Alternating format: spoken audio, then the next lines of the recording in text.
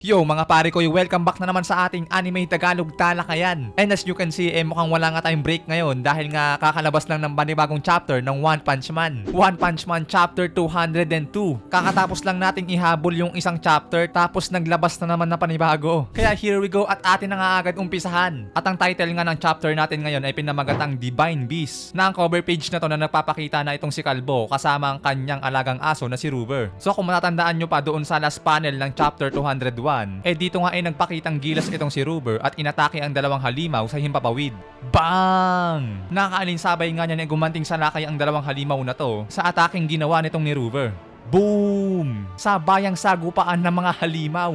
Bang! Na ang sabayang atake nga yan ay makita natin na lumikha nga ito ng napakalakas at napakalaking mga pagsabog na nagkawasak-wasak na nga ang kapaligiran nito. So ayan nga yung mga ilang pangyayari doon sa last panel ng chapter 201 mga parekoy. And now, here we go. Dito na tayo sa chapter 202 na ang first panel nga dito ay pinapakita ang paggamit ni Blast ng portal ulit at nang binuksan niya nga ito ay sinama niya dito ang mga walang bilang na ninja. Yes mga parekoy, isinama niya ulit itong mga walang bilang na ninja dahil nga baka madamay ito sa mga malakas na pagsabog na ginawang pag-atake nila Ruber at ng dalawang halimaw na ito. Na as we can see naman wasak-wasak nga talaga ang mga paligid dito. Kaya kung hindi rin niya sinama ni Blast malamang nadamay yan sa mga pagsabog at nadedo na yung mga walang bilang na ninja. Anyways, dito nga rin sinasabi ni Blast na yung dalawang halimaw daw na ito yung tinatawag nga daw na Divine Beast. Divine Beast Genbu na isang disaster level dragon or maaaring mas mataas pa nga daw. Na ang mga halimaw daw na ito isa nga daw Guardian Beast na sa madaling salita mga alaga daw ito ng God. Na ito nga daw isang mukhang tigre Divine Beast Byako ang tawag. At ito namang isa is Divine Beast Genbu. So matapos ngang ipakilala ni Blast ang mga halimaw na yan na kung ano nga ba ang mga level nito at kung ano nga ba ang mga tawag dyan sa next panel naman dito mga sir heto na.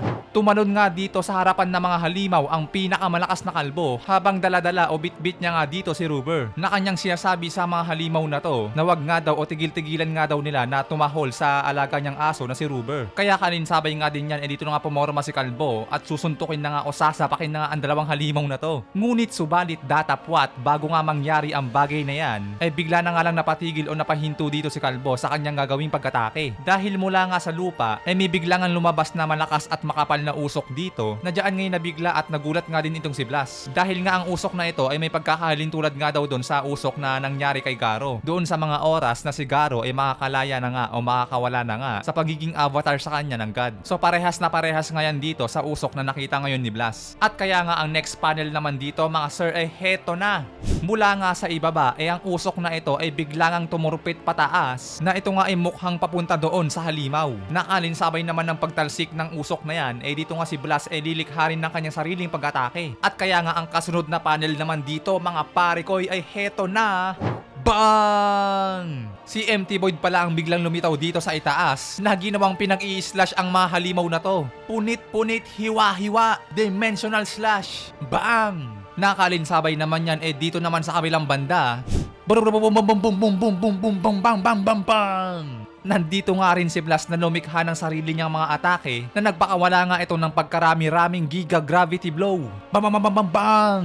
Kinombo ang dalawang halimaw mga parekoy. At kaya nga dahil din sa pangyayaring yan dito nga sa kasunod na panel natuwa nga itong si Kalbo dahil mukhang hindi niya na kailangang gumalaw pa o kumilos para wasakin ng dalawang halimaw na to. Bang! Gulpi sarado nga ang dalawang halimaw na to mga pare. Na base nga din sa nakakita natin ngayon dahil nga nakabukas pa rin yung portal dito sa itaas dahil nga din dyan isinabay na nga dito ni Blast ang pagsasara ng portal na to na kaya nga ang dalawang kamay dito ni Blast pinoporma niya na nga sa magkabilaan upang tuluyan na nga na isara ang lagusan at na magklap o magsalubong na nga ang kamay dito ni Blast dyan nga makikita din natin na unti-unti na nga nagsasara ang lagusan kaalinsabay ng pag-alis ng dalawang halimaw na to. At ang next panel naman dito mga sir nang tuluyan na nga sumara ang lagusan dito nga pinakita nga din si Empty Void na lumapag na nga sa lupa na nakaporma pa na hawak-hawak ang kanyang sandata na habang si Blast naman sinigurado nga talaga na sarado ng lagusan. Pero dahil nga sa kakaibang usok na nilabas ni Empty Void kanina mula sa pagkakabaon niya sa lupa, kaya ang next panel dito mga sir heto na. Muli nga nagbalik o nakabalik na nga itong si Empty Void sa kanyang sarili. Na kung mapapansin nga natin dito guys, katulad nga ito sa nangyari kay Garo noon. Na dahil nga sa pagsuntok ni Saitama kay Garo, nabasag nga ang shell ng God dito at muling nakabalik sa sarili si Garo. Na halos ganun nga lang din dito kay Empty Void dahil nga nakatikim siya ng suntok o sapak ni Kalbo. Kaya ang nangyari nabasag din ang shell ng God na pinanggagawa nitong pang-avatar sa kanyang biktima na kadahilanan na nakabalik nga din sa sarili itong si Empty Void. Kaya sa madaling salita mga pare koy, masabi natin na yung kamao ni Kalbo tagapagligtas nga din ng mga ginagawang avatar ng God. Kaya tama lang din yung sinabi ng God sa mga nagdaang chapter na may isang kamao nga daw na may kakayanang makalaban o maka-counter sa kanya, which is yun nga ang kamao ng ating kinikilalang pinakamalakas na kalbo. Tanging kamao lang talaga ni Kalbo ang makaka-counter o makakapalag sa kapangyarihan ng God dito.